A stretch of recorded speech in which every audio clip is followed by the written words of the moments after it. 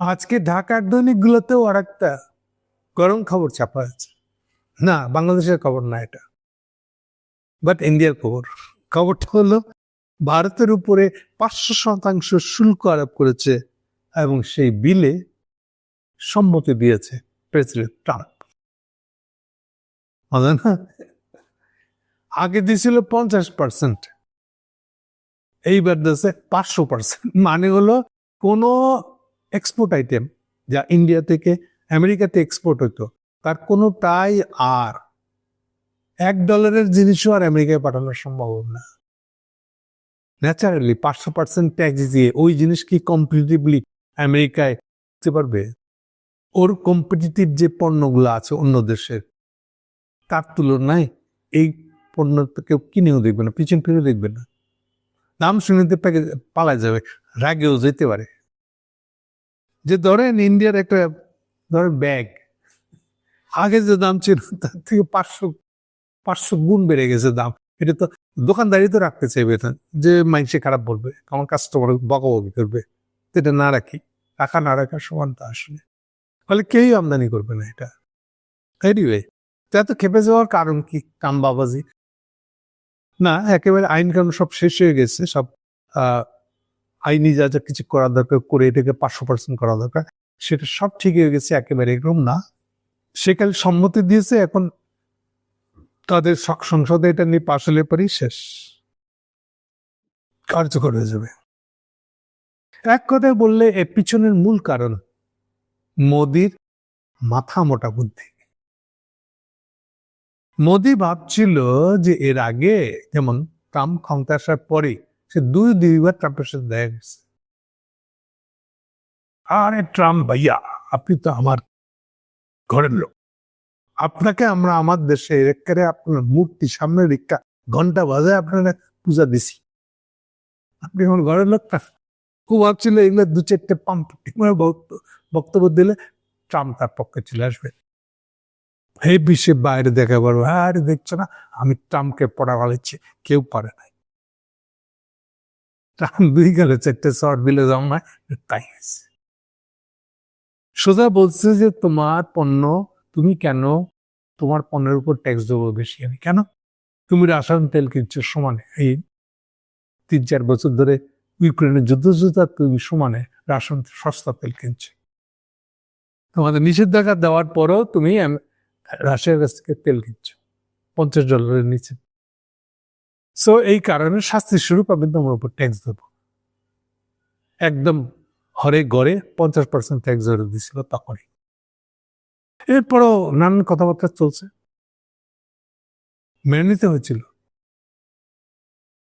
মোদিকে মেনে নিতে হয়েছিল, কিছু করার ছিল না। কিন্তু তবু তাদের আসা যায় না। তাদের বাণিজ্য মন্ত্রী পীযূষ গোয়াল গত নভেম্বর 2025 নভেম্বর মাসের আগে হেভি জোয়ার তুলে এনেছে, আরে হয়ে যাচ্ছে এই নভেম্বরে আমরা একটা ট্রাম্পের সাথে, ট্রাম্প আমাদের ভাই না, আমরা আমার এসব রফা করে ফেলতেছি, চিন্তা করেন না, এই আইলো বলে। নভেম্বর গেল, ডিসেম্বর গেল, চুক্তি আর হয় না। ডিসেম্বরের শেষে এইবার মোদি বুঝে গেছেন যে পাবলিকের সামনে কি বলে আমি দাঁড়াবো, এবং এবার ছোটখাটো যেগুলো আইটেম, হ্যান্ডিক্রাফট জাতীয়, আপনার হীরা কম আয়ের লোকদেরকেও যদি টার্গেট করতে চাই, তাহলে ছোট্ট একটা আংটির মধ্যে একটা ছোট্ট হীরা, ওটা দিতে গেলে পরে ওরা পালিশ লাগে, এই পালিশের কাজটা হলো লেবরিয়াস, ভীষণ কস্টলি আছে। হীরার বাজার হলো আপনার বেলজিয়ামে, অ্যাকচুয়ালি নেদারল্যান্ড আর বেলজিয়ামের বর্ডারে যে নেদারল্যান্ডের নৌবন্দরটা আছে, ওইটাকে কেন্দ্র করে গড়ে উঠেছে। ফলে ওই হীরা তো আনা গেল, কিন্তু এটা অ্যাকচুয়ালি মূল হীরাটা বানানোর সময় যে ঝটকি পড়ে যায় যেগুলা, সেগুলা এবং সেগুলোকে আবার এখন কাটাছাড়া করে আবার একটা কিছু বানায় এক্সপোর্ট করা, এইটা করতো গুজরাটি লোকেরা। এই এক্সপোর্টের উপরে এইরকম 50% ধরার কারণ ওই মাইক্রোটা গেছে। এরকম বহু ছোটখাটো আইটেম আমেরিকাতে তারা এক্সপোর্ট করে টিকেছিল। এই সবগুলো আইটেমের উপরে 50% ধরে করছে। তো মোদি যখন নতুন করে আর এটা বাইরে ট্রাম্পের সাথে কোনো ফয়সালাই হলো না, ওটা কমাতেই পারলো না, তখন সে জিদের পর সে বললো যে তাইলে এবার আমি দেখায় পুতিনকে ডেকে নিয়ে আসবো আমার দেশে, ডেকে নিয়ে এসে আমি এইবার তার তেল গ্যাস সব আমদানি করা চুক্তি করে আনব, দেখায় করবো। এইখানে যে আন্ডারস্ট্যান্ডিং এর ভাবনাটা ছিল মোদি ধরে নিয়েছিল, আরে আমি কি ছোটখাটো দেশ, আমারও যথেষ্ট সেনাবাহিনী আছে, অনেক 140 কোটির দেশ আমরা, তো আমার সাথে তো মিলিটারি পারবে না বা মিলিটারি লাগতে আসবে না। ও বেকম বুঝে নাই এই যে ট্রাম্পের আগানোর পদ্ধতি, এটা তো মিলিটারি না, মিলিটারি ইউজ করে হালকা পাতলা, কিন্তু মিলিটারি একটা দেশের উপর চাপ সৃষ্টি করে না, হুমকি দেয় না করলে কিন্তু, আমার কথা না শুনলে কিন্তু মিলিটারিলি যাব বা এই টাইপের কিছু একটা, কিন্তু যায় নাই কোথাও। ক্ষমতা আসার পর থেকে শুরু করেছে পানামা দিয়ে, কানাডা দিয়ে, দেখেন এগুলা সবাই চাপ দিয়ে, আর ও যেটা করে একই সঙ্গে হুমকি দেয় আর একই সঙ্গে বলে যে ভাষা ইস্যু কথা আছে। এই যে দেখেন ভেনেজুয়েলা করছে, করার পরে অলরেডি কলম্বিয়া, এটা আরেকটা ভেনেজুয়েলার পাশে আরেকটা আফ্রিকান, আপনার আরেকটা ল্যাটিন আমেরিকান দেশ, ভেনেজুয়েলা কলম্বিয়ার প্রেসিডেন্টকেও বলছে, আগে তো হুমকি টুমকি দিয়েছে এটা সেটা করতে হবে, আজকে দেশে এই বাসায় আসো, দাওয়াত দিলাম তোমাকে আইসো, মানে দাওয়াত দিয়ে এইবার ডেকে নিয়ে এইবার তাকে বলবো হয় এটা করো, নাইলে কিন্তু এই চাপটা দিব আমি, এইটা ওর ঘাড় ভেঙে দেবো। ঠিক একইভাবে পানামার সাথে চুক্তি করছে, একইভাবে কানাডার সাথে চুক্তি করছে। সো আলটিমেটলি সে মিলিটারি ফোর্স ইউজ করবে না, কিন্তু এটা একটা ভয় দেখাবে, এই যে মোদির মতন 500% ট্যাক্স ধরবো এসব ভয় দেখবে, ভয় ধরারাই এইবার একটা প্রস্তাবটা দিবে যে এটা করো, তাই নিলে কিন্তু 500%। তার মানে এখানে চাপ দিবে এখন, তুমি রাশিয়া থেকে তেল গ্যাস আমদানি ছাড়ো, আর যদি না ছাড়ো তাহলে 500%। তো এগুলো কি একটা মিলিটারি হবে, মিলিটারি ডিল, মিলিটারি চাপ? না, এইখানে মোদির ক্যালকুলেশনে ভুল। মোদি ধরনের ছিল আমার তো যথেষ্ট অস্ত্রশস্ত্র আছে, 140 কোটি দেশ না, আমার এই অদ্দর কিছু বলতে পারে না। ও তো মোদি এই ট্রাম্পের পলিসিটাই তো বোঝে নাই, কায়দাটা বোঝে নাই, এটা বহুত পুরোনো দিনের পলিসি ওদের, এই ছেলে বুশের আমলের 2001 সালের বুশের পলিসি এরকম ছিল। এই ইউএনএ ওদের যে স্থায়ী প্রতিনিধি ছিল মোসার লোকটা, ও এরকমের বিভিন্ন রাষ্ট্রের প্রতিনিধিকে ডেকে নিয়ে আনতো, আর তুমি এটা করো নাইলে কিন্তু স্যাংশন দেবে, এইরকম ভাবে হাত মোস্তানি দিয়ে কাজ আদায় করা, এই ছিল তার কায়দা। তো সেটা তো কাম করতেছে, তো নতুন কিছু না, কিন্তু মোদি ভাবছিল যে না না রে আমার হাত দেওয়া কিন্তু সহজ।